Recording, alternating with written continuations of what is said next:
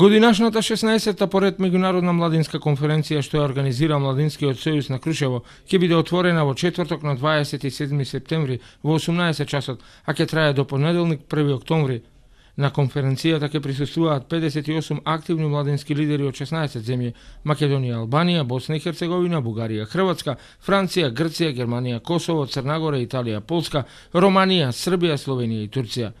кои ќе дискутираат во Крушево за тоа како младите лидери можат да го поддржат процесот на евроатлантска интеграција на регионот. Конференцијата ќе резултира со препораки и предлози за промоција на европските вредности, насочени кон лидерите и младите луѓе од регионот. Говорници на конференцијата ќе бидат Никола Димитров, министер за надворешни работи на Република Македонија, првиот председател на самостојна Словенија Милан Кучан, Ранко Остојич, поранешен министер за внатрешни работи на Република Хрватска, Мерсиха Смејловиќ, активист за човекови права, Дејан Јовиќ, професор по политички науки во Загреб и многу други интернационални, регионални и локални гости.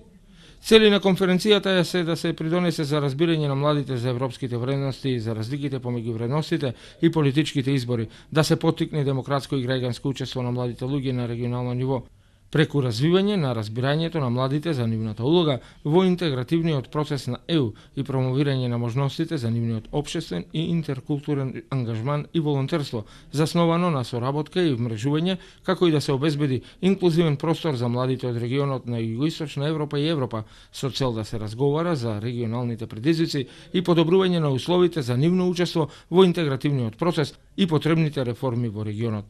Секоја година, Интернационалната младинска конференција им обезбедува на младите лидери во регионот отворен простор за дискусија за најитните проблеми во регионот, особено фокусирајќи се на проблемите на младите луѓе, настојувајќи да одговори на прашањата дали 2018 година ќе биде година на можности за регионот. Тука на Балканот, покрај прашањата специфични за секоја земја, експертите што го следат регионот идентификуваа голем број трендови, како што е ерозијата на демократијата, брзо воодушевени националистички чувства и надворешни влијанија врз основа на глобалните геополитички движења, корумпирани политички елити, тешкоти во спроведувањето на владењето на правото, од кои сите бараат приоритетно дејство. Затоа предизвикот лежи во забрзувањето на процесот на проширување, но без да се загрози квалитетот на реформите. Со ова, младите луѓе се важни клучни фигури за овој важен процес во регионот.